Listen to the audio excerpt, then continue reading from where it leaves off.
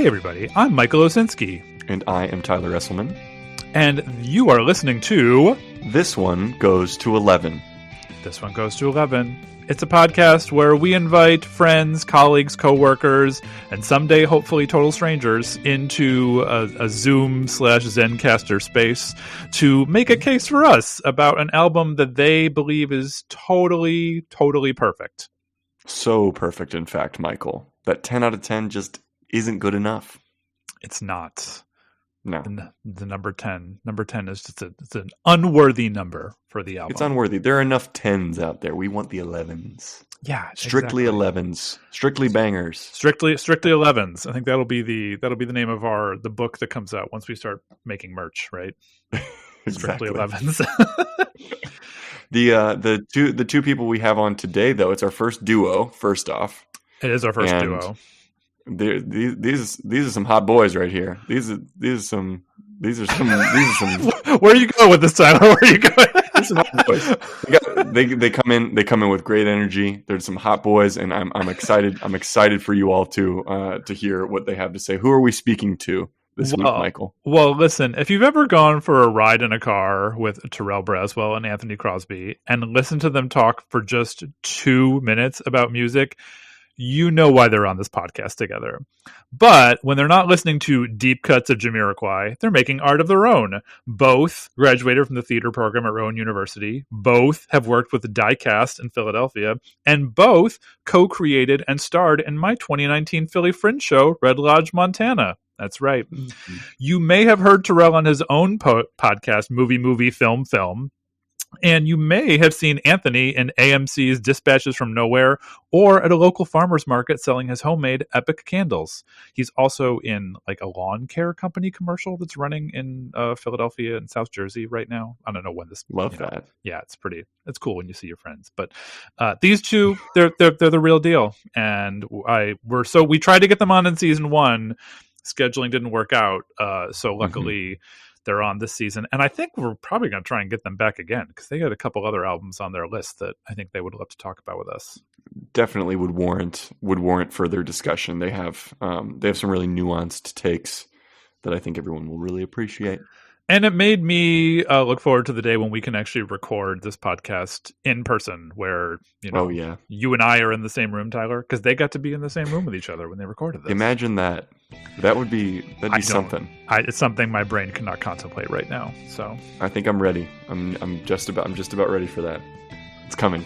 Yeah, sometime soon. But for now, let's hear what Terrill and Anthony have to say.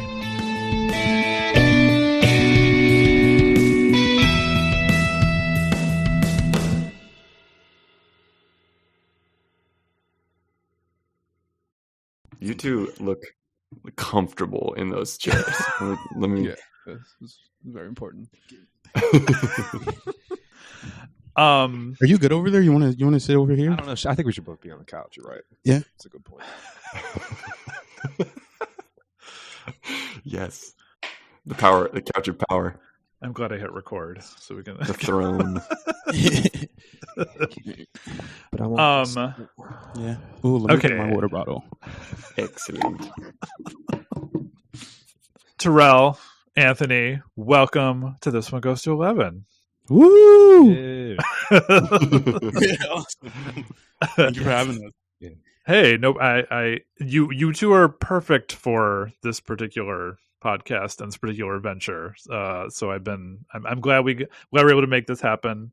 The first thing, though, before we get any further, we need our listeners to know what album hath thou brought before the This One Goes to 11 pantheon? Okay, I guess I'll say it. This is Terrill speaking. We have brought forth SZA Ctrl. Yes. Excellent. Spelled CTRL, of course. Mm-hmm. Computer speak. Control. Excellent choice. Though this one was a sought after album, as you know. It has been in multiple people's lists, so that's a good sign for the case to be made on your. Oh wow, we were chosen. Yeah, we got it. Yeah, you got it. Yeah. So it goes to you. So if you have for not yet listened to any of the episodes from our first season, we do a little bit here at the beginning where either Michael or I will do a beginner's guide to. So in this case, it's the beginner's guide to SZA and Ctrl in 60 seconds for any listeners out there who may or may not know who SZA is or like the context of this album. Just a little taste, an amuse-bouche, if you will, for what is to come. And then you'll get the chance to evaluate the job that Michael did in your own words. See, so now you get to, if I ever gave you any like not so great notes during Red Lodge, Montana, now's your chance to get back at me. Yeah, you've just been waiting. You've been waiting all these years. It's time to strike back. All right, well, Michael, are you ready? Oh, I'm ready. But you got 60 seconds on the clock? I got 60 seconds on the clock. 3, 2, 1, go. Singer, songwriter, Grammy Award winner, Drew Barrymore stan, Solana Imani Rowe, better known as SZA, took her stage name from the supreme alphabet of the 5% Nation with a little nod to Wu-Tang Clan's RZA. She became the first female artist signed to Top Dog Entertainment in 2013 and released a series of pop, R&B singles, EPs, and collaborations, including songs she co-wrote for Rihanna, Nicki Minaj, and Beyonce. In 2017, she released her first studio album, Ctrl, spelled C-T-R-L, which earned her several Grammy nominations, including Best New Artist, and her collaboration with Kendrick Lamar for the Black Panther soundtrack snagged her Golden Globe and Academy Award nominations. Her music, gorgeously eccentric R&B. She credits Ella Fitzgerald, Lauryn Hill, Spike Lee, Wes Anderson, Jamiroquai, and Bjork as some of her influences. And her second album, well, that's a bit trickier. She's released a few singles and she has expressed frustration with Top Dog Entertainment since 2019, but if her announcement at this year's Grammys is true, good days are ahead for SZA's fans. Wow. Bravo. It was that little grammar. It was the grammars instead of Grammy that got you. You heard him slip. I couldn't help it. But you did it in 60 ass seconds. 60 ass seconds. So you get to done. evaluate on whatever scale you want. We can do like, A to F. You can like, if you want to rate me in images, you can do a number scale. You can colors. What kind of scale What's would the SZA? SZA? Yeah. Is it like doves? Doves in the wind. Oh. Doves in the wind? How many doves in the wind? How many doves? Yeah. What is this? A scale out of like 1 to 10? It's a scale of whatever. We make the scale. Yeah. Yeah. How many doves? I'm gonna give you I don't know. I'm gonna give you like 10 doves. 10 doves. Yeah, I'm gonna give you 10 doves with no context of what that means. Yeah, 10 out of 10 doves. Take that as you will. I'll 10 take out it. of 10 doves. No, they didn't say out of 10. Excellent. They just said 10 doves. He just did. 10 doves. Oh, you said 10. Yeah. Yeah. All right. Successfully 10 doves out of those potential 10 doves. Nice. Well, I mean, she's so like in the ether now. She's kind of touching everything. That's a feat to fit all of that in 60 seconds. Michael, I did my best. So I'll be keeping score of the case that you make as we go along, but just so we can get a little background on you two and why, kind of walking us into your discovery of Ctrl and the relationship that you have with Ctrl, the album itself.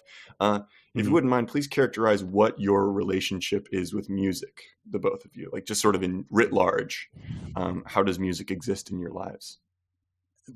It's like constantly there. I Yeah. guess. Like it's for me at least. Like I feel like there's always music. Yeah, it's constant. It's a form of expression. Mm-hmm. And just like I don't know exactly how to explain it. Yeah, and like support, I guess. Yeah. Like emotional and Well, like going like further back, like has it always been a part of your lives? Like did you like grow up listening to, was it always playing in the house, or is it something that's a unique interest to you from your family, or? Yeah, so that kind of goes into like where I get my musical taste from. So in my house, my mother always played like a lot of hip hop, a lot of R&B, a lot of Wu-Tang, a lot of Mary, a lot of Faith, a lot of SWV, like Missy Elliott. Like that was like what I grew up listening to. And then I would say as I got a little older into my teen years is when I like discovered like rock music and stuff. And like that stuff wasn't played in my house really. So I discovered like Linkin Park and and then System and like all of that, and then like that started to like open me up musically until like being like, oh, I can listen to everything.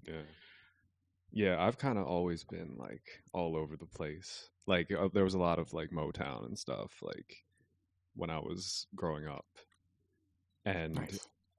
I had like I had my mom's like old record player and her record collection and my uncle's record collection, and I would just go in my basement and just play records like for hours, like that's and just play like by myself. You ever make mixtapes? Yeah. Oh yeah. I used to make mixtapes all the time. I used to make mixtapes and then like draw like album covers for them. Yeah. Yeah. Nice. I used to make CDs Oh, too. Same. Total same. You were that. Wait, This but is like playlist before playlist. Oh yeah. right. Yeah. Wait, but did you make like cassette tapes or like burn CDs? I started with cassette tapes. Oh, you did? I did. I used to play my mother's CD and then just hit record and then I record and then I would stop and then I would put in like the next CD and the next song and I would do it that way. Yeah. I did the CD. I burned CDs. Yeah. I used to burn CDs all the time too. And you'd have And those like, flimsy, the jewel cases. Yeah. You could put the little sheet, the track list on a sheet in the front underneath those little tabs. But those things, those shits always broke. I will say making Consistently. tapes always felt like more of a labor of love because when you were making a mixtape, you had to sit through the whole thing, like as it recorded. Like you got to experience the mix as you made it. Whereas when you burn a CD, you sort of like, let the laser do everything, I guess. Were either of you musicians? Did you ever play an instrument? I would say in elementary school I played the saxophone for about a year, and then in middle school I played the violin for a year. Whoa.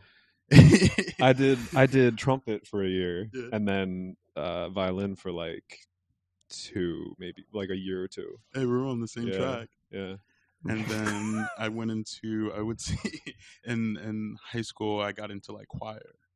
Yeah, I sang in high school too. Yeah. And Really? And then like kind of like very very bad piano. very bad guitar here. Like very bad. That's good though. You can as long as you can noodle around on a guitar, that's a skill that can get you pretty far, I think. I got a bass guitar in my room right now. Dude, how often do you play it? Yeah, it wasn't meant to be like a dig. I was just wondering. It's there. That's all I said. This is off limits. It's a presence. Yeah, this is a We redact our off limit topic. Off limit topic. bass guitar. Yeah, How often we play? Because I also have a bass that I don't play. Oh, yeah. And when you see somebody playing the bass, you're like, oh, that's got to be pretty easy to learn how to do, right? Like just to get the basics like down. I always think 5 that. strings. Nope. Yeah, it's 4 strings. How hard could it be? And then you pick it up and you're like, I don't know what the hell to do with this thing. Mm-hmm. Just slap it. Just What's the reason it's called slap bass, right? Slapping the bass, yeah. Slapping the bass. So why don't you tell us a bit about how you came to discover this particular album? Well, I discovered SZA around Z. yeah, same. And I found her really interesting. And then I went to Afropunk in like 2016, 15, and I saw her live, and she was really good live. Yeah. And then I really didn't like follow up. And then I want to say she released like Love Galore. Yeah, I think that was the first Yeah. single. I think it was Love Galore. And then I was just like, oh, I'm so excited. I'm like all about this. And that video too. And that video too. I was like hooked after that. Yeah, so we were living together. At Yeah, the we were time. living together at that time. So that video was projected on our wall like a lot. Yeah, constantly. Like Oh, nice. Control was heard through the house. Yeah. For weeks after the release. Was it immediate love? Was it like when Control came out? Was it love at first listen, pretty much? Yeah. Since you kind of knew what to expect with Love Galore coming out, and Mm-hmm. Yeah. Mm-hmm. I mean, and then after Love Galore came out, Drew Barrymore dropped, and then I was just like, Because that's like a completely different. It's completely different. I was just like, what is direction. this gonna be? I got nervous for a second that it was gonna be all over the place. But it's not. It's not. There's like a coherent Yeah. vision. Yeah, there is. I would say so. Yeah, there's a through line from start to finish. I got to give you guys some points. I'm going to give you some points for Love Galore, the Love Galore video being projected on me. I'm not sure what your apartment was like at the time, but I'm imagining some kind of like at night, like you're having friends over and you're projecting Love Galore onto the wall, and you're like, you're just creating a real mood with that. So I'm going to give you, I'll give you 300 points for that. Ooh, that selection being 300. It's not a competition. All right. Besides, you don't know how much those 10 dubs are worth in points. That's more than you know. Very true. I think you make those rules, right? You mentioned that there was something you just found interesting about it. Like, what was it? Does it just sound different from anything that you'd heard before, or like is there something you can point to about her music that really stuck with you? Her voice. She was doing this like accent thing. They call it speaking or singing in cursive now. Yeah. She's become a bit of like almost a meme. Yeah. Right? Like she's a cursive singer. That's like, I think that kind of started with SZA. Like that No, complaint. I think it's like she almost borrows from like that indie singing, almost like Halsey. Okay. Halsey, like that type of thing. And she is tweaking her voice to sound a certain way. I also thought she looked beautiful. I loved her big hair, and I was sold on it. She was born in St. Louis, and everybody born in St. Louis has great hair, and just incredible style. And so we'll claim her. She didn't grow up there, but we'll claim her. We're going to claim her because she grew up in Jersey. Okay. She's a Jersey girl. Okay, fair enough. She posted her fist, not her gas, or whatever. Is that what they said? That's a good one. It was kind of corny, but it was kind of good. That was a Jersey Shore reference. That's not too current, right? No, that's not. No, that's not too current at all. There's I think you're good. Jersey Shore. Yeah, it's funny. Like another thing I sort of noticed about her style and all her performances is that she just looks like she's always wearing like the best, most comfortable, but also most stylish pajamas in the world. Like the fact that I like glamorous pajamas, but not in that not in the way that people would think like it's something like a negligee or something like that. It's just she looks so comfortable and beautiful, and just like she just sort of glides across the stage when she's performing. Is she that way live too? Yeah, she is. And she'll like jump up and down and kick because she was a gymnastics, so she has like that background when she like performs, and she's able to do all that stuff. I did not know that. Yeah. She's got athleticism. There's an athleticism. Yeah, she's athletic. I knew she did dance because that's part of how she got into Bjork, because she said that she would dance to a lot of Bjork songs when she was with it's like American Dance Theater or something, or American Ballet. I'm not sure what the specific organization was, but because that's an odd influence. I mean, like we're Bjork stands here, but she's a little odd, and I think that there's I feel that kind of carries over to the music too. I mean, I felt like listening to this, like there's something, and I mean this in the most complimentary way possible, there's something weird about the album, like just like she's that, I mean, maybe this is like referencing the Drew Barrymore song specifically, but she sounds like the person who was a little uncool in high school because she was just into like weird things or something like that, but then now that she's an adult, she's like, no, I'm amazing and you all can shut up, like that. But she like retained all that weirdness. It's cool to be weird. After high school, I guess even in high school it's cool to be weird, but I think most people don't realize it until they grow up a little bit. Oh no, wait, they're all lame. I'm the cool one. Yeah, it was me all along. That was all right. Do you think this was something, and I think genre has played into a lot of the discussions of the albums that we've that we have discussed thus far in this venture. And listening to SZA's, we're talking about her influences. It almost is, she defies genre in a lot of ways throughout this album, and I think that makes it really relatable. And like we're talking about the kind of freakiness and the kind of weird kid energy that somebody brings to their art. Do you feel like when you think of genre, like what other contemporaries do you sort of like group her with? Who is defining genre like that? Contemporaries that I group her with. Yeah. Like Frank, probably. Frank Ocean. Yeah, probably. like Frank, Kehlani. Uh-huh. I would say also like now Summer Walker and someone else. Probably like Janine. Those ones, the ones of those that I know, it seems like those seem like the right kind of energy. And then I love that, obviously you can't Kiss Me More is probably one of the most addictive songs I've heard in I don't know how long. So Doja Cat and her, a match made in heaven. Song is laced with something, because I couldn't. I was listening to it today. It's know sinful, all the words. Yeah, it's really good.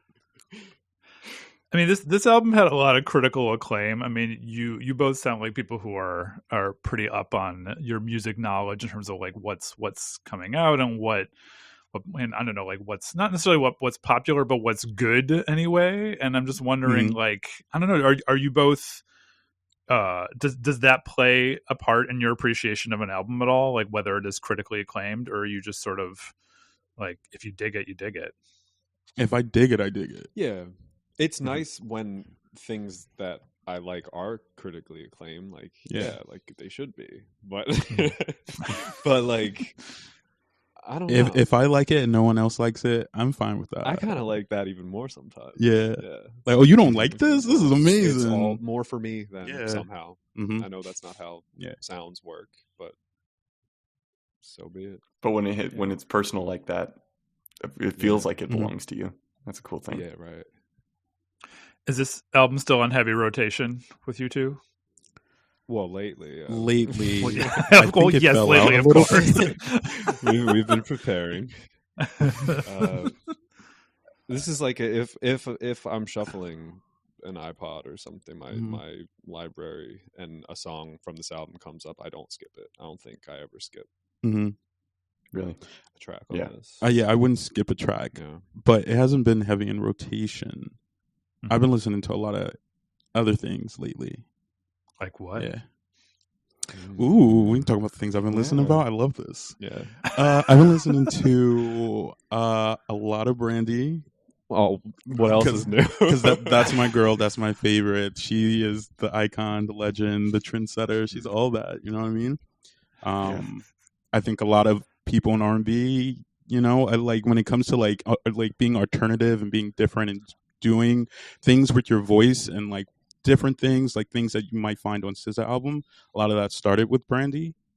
A lot of that she laid the groundwork for. So I have been like, I always listen to her. Like, do you feel like she's having a comeback right now? Is I wrong? And did I sense that she was sort of like, she was out of the public eye for a little while? Then maybe she was. Yeah, she took an 8-year break. She was gone for a while. Like being a mom and then she came back with a great album. Great to me. I don't care how anybody else feel about it. It's a good album. It's a good album. And she's constantly acting. So, she's back. Yeah. She's back. I love that. I've been listening to just like a lot of R&B music. Yeah. What about you? Jazz and like metal, surprisingly. I mean, I guess not surprisingly, but yeah, a lot of metal. I've also been listening to like a lot of like Brazilian music. Nice. Yeah. Like old Brazilian music. It's so good. There's a great label out here in LA called Jazz is Dead. Have you guys listened to any of their stuff? Give me like examples. They got what's his name?